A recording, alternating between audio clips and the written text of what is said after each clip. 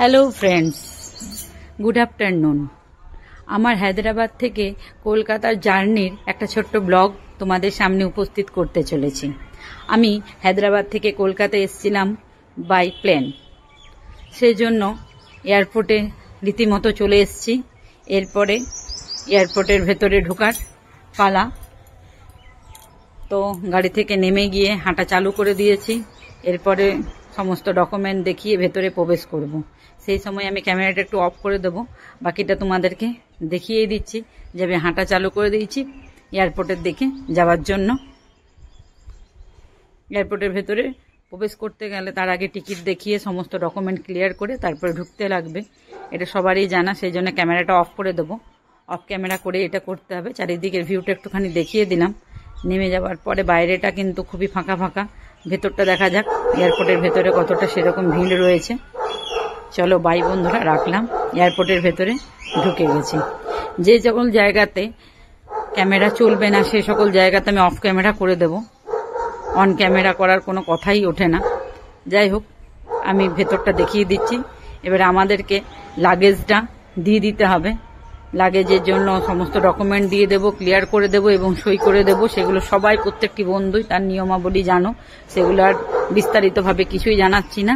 দুদিকেই লাগেজ নেওয়া হচ্ছে। সবাই নিজেদের নিজেদের লাগেজ চেক করিয়ে ভেরিফিকেশন করিয়ে স্ট্যাম্প দিয়ে দিচ্ছে। লাগেজ দেওয়ার পরে আবার আমি আসছি। ওকে, চলো বাই। তারপর তো দেখাচ্ছি কি কি চলছে।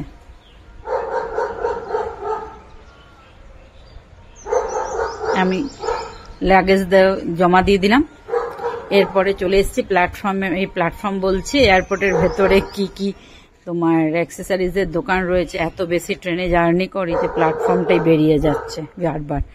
এটা যেহেতু এয়ারপোর্ট আর মাথা থেকে খেয়াল চলে যাচ্ছে। যাই হোক, নানান ধরনের মিষ্টির দোকান রয়েছে, তারপরে লেডিস পারফিউম রয়েছে, তারপরে বাথ সোপ রয়েছে, ম্যাকের একটা সুন্দর শপ খুলেছে এখানে লেডিস। তো যা দাম রয়েছে, আমি যা দেখলাম, একটা শপে ঢুকেছিলাম ম্যাকের, এক্সট্রিম হাই দাম। সিরিয়াসলি ভেরি এক্সপেন্সিভ দাম রেখেছে। আমি কিছু লিপস্টিক, আইলাইনার, আই শ্যাডো দেখেছিলাম যেটা আমার রিজনেবল প্রাইস বলে মনে হয়নি। সেই জন্য আমি পারচেস করিনি। আমি কিছুই পারচেস করিনি, কেন দামটা এক্সট্রিমলি হাই আমার মনে হয়েছে। 500 ml একটা জলের বোতলের দাম এখানে এয়ারপোর্টে নিয়েছে 175। তো বাকি এবার বুঝে যাও বাকি অ্যাক্সেসরিজের কীরকম দাম নেবে। বিস্তারিত আর কি বলবো, প্রচুর দাম। সেই জন্য আমি কিছু নিইনি। আমি সবগুলোতে মোটামুটি 2-1টা শপের ভেতরে ঢুকে ভিজিট করেছি, জাস্ট দামটা দেখার জন্য। একটা শপেই ভিজিট করেছিলাম ম্যাকে, বাকিগুলো এরকম ক্যামেরাতে বন্দি করেছি। না কিনলে শুধু শুধু যেয়ে পরে তাদেরকে এম্বারেসে ফেলাটা ভালো লাগে না। আমার নিজস্ব পার্সোনালি একদমই পছন্দ হয় না। আমার এবারে 112 নম্বর রোতে গিয়ে বসতে হবে, সেই জন্য আমি হেঁটে হেঁটে চলে যাচ্ছি। এদিকে এয়ারপোর্টটা এতটাই বড় যে সবাই হেঁটে পার করাটা বয়স্ক মানুষদের জন্য খুবই ডিফিকাল্ট। সেই জন্য এখানে এক্সেলেটারের মতো ব্যবস্থা রয়েছে। এটা এক্সেলেটার নয়, যদিও সিঁড়ি হয়, এক্সেলেটার সিঁড়ি হয়, কিন্তু এটা সিঁড়ি নয়। সিঁড়িটার ধাপটা কাটা রয়েছে, কিন্তু সিঁড়িটাকে প্লেন করে দিয়েছে। প্লেন তুমি দাঁড়িয়ে থাকবে, সোজা চলতে থাকবে, যাতে একটা সাইড থেকে আরেকটা প্রান্তে তুমি ইজিলি পৌঁছে যাও, তোমার শরীরে কোনো রকম চাপ না পড়ে, না তোমাকে হেঁটে কষ্ট না করে একটা জায়গা থেকে আরেকটা জায়গায় তুমি পৌঁছে যাবে। এসকেলেটারে যেমন সিঁড়ি থাকে, একটা জায়গা থেকে আরেকটা ধাপে উপর দিকে উঠিয়ে দেয় সেটা। এটা তো তোমাকে প্লেন একটা জায়গাতেই চলতে হবে, একটা জায়গা থেকে আরেকটা জায়গাতে রানিং মুভি চলতে হবে। তা বয়স্ক মানুষেরা এটা করতে পারে না, অনেকে গাড়ি নিয়ে নেয়। আর এটাও একটা ব্যবস্থা রয়েছে যে হেঁটেই তুমি একদিক থেকে একদিকে যেতে পারবে। তো বয়স্ক মানুষরা এখানে দাঁড়িয়ে যায়, একদিক থেকে আরেক দিকে অনায়াসে চলে যেতে পারে। আমরাও চলে এলাম, বয়স্ক না হলেও আমি এটা চেপে যাই এই ভেবে। চেপে পড়ে আমি চলে এসেছি। এসে পরে আমার নিজের চেয়ার 112 নম্বর রোতে এসে বসে পড়েছি। আমার পেছনের রোটা দেখিয়ে দিলাম, পেছনে অনেকে বসে রয়েছে আমার মতো। আর বাইরের ভিউটা তোমাদের দেখিয়ে দিচ্ছি। 101 থেকে 110 এই জায়গাটা, লাইনটা আমার পাশেরটা, আর আমি 112তে বসে রয়েছি। এরপরে বাস আসবে, আমাদেরকে নিয়ে যাবে। আমরা সব বসে ওয়েট করছি। এরোপ্লেনের টাইম হচ্ছে 12:30, এখন বাজে 12:10। দেখা যাক কতক্ষণে আসে। একটু ডিলে করছে, টাইম নিচ্ছে।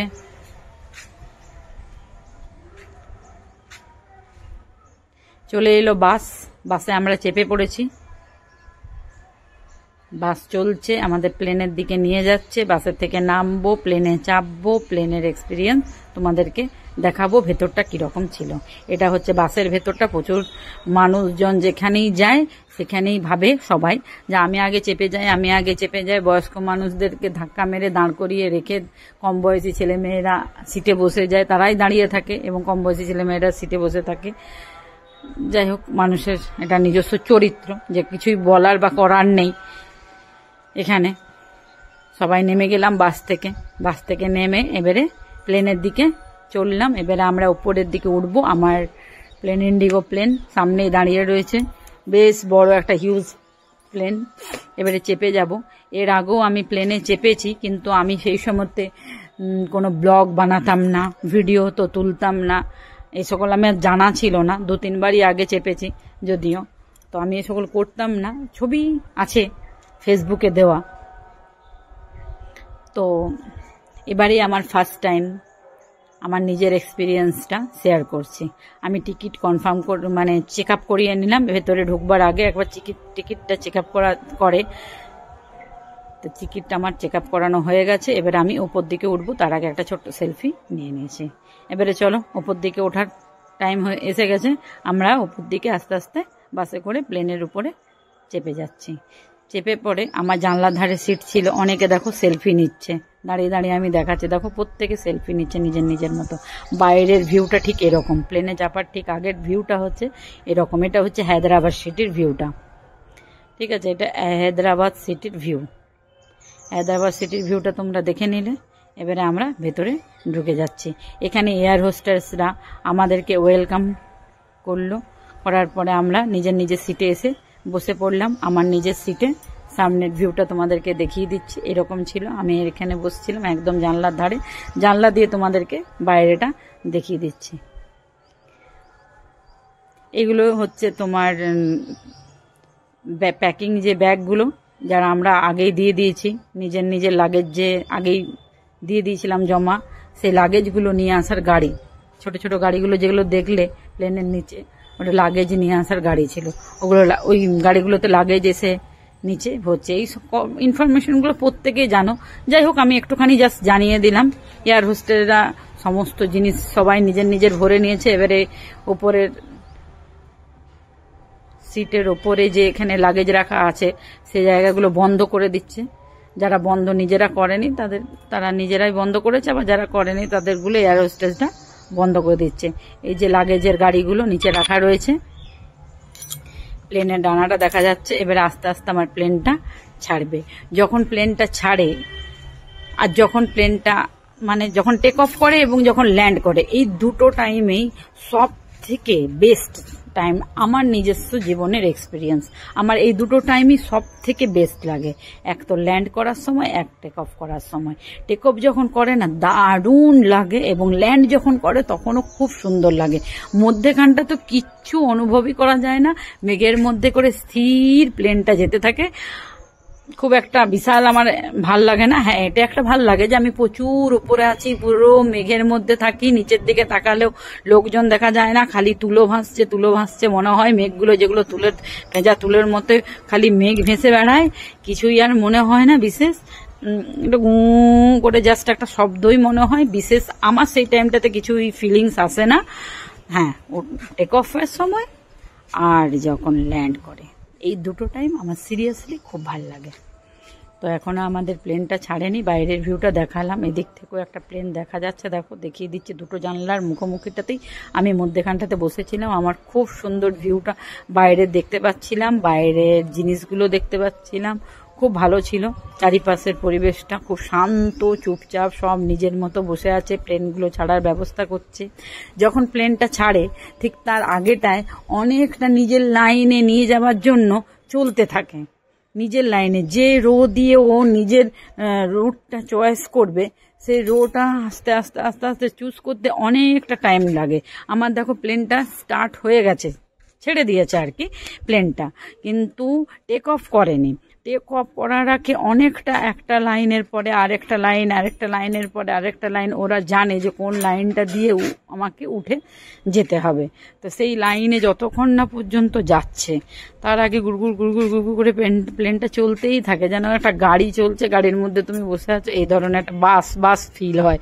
যখন টেক অফ করে তখন সেই টাইমটায় যা স্পিডটা নেয় না, সিরিয়াসলি হার্টটা একদম দারুণ লাগে, ভেতর থেকে খুব ভাল লাগে। দেখো আরেকটা রেড কালারের প্লেন আমরা পাস করে গেলাম, দেখতেই পাচ্ছ, খুব সুন্দর। আরো অনেক প্লেন দাঁড়িয়ে আছে, অনেক প্লেন রিপেয়ার হচ্ছে, তাদের পরিষ্কার হচ্ছে, ক্লিনিং চলছে, তারপরে যেগুলো ড্যামেজ হয়েছে সেগুলো দেখাশোনা হচ্ছে, সব কিছু নিয়েই একদম সমস্ত কাজগুলো চলছে, একটার পর একটা ক্লিনিং হচ্ছে, কারো সার্ভিসিং হচ্ছে।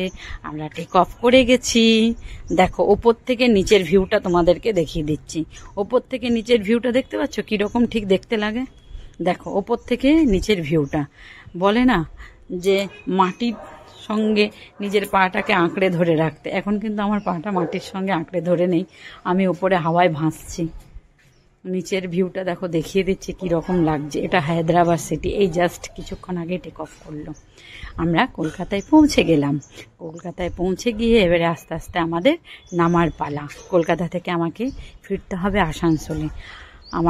কলকাতাতে আমার হাওড়াতে ছিল তোমার রাজধানী, ওখান থেকেই ফিরবো। আরেকটা প্লেন দেখো পাশে দাঁড়িয়ে রয়েছে। এরপরে আমার ব্লগটা শেষ করতে যাচ্ছি।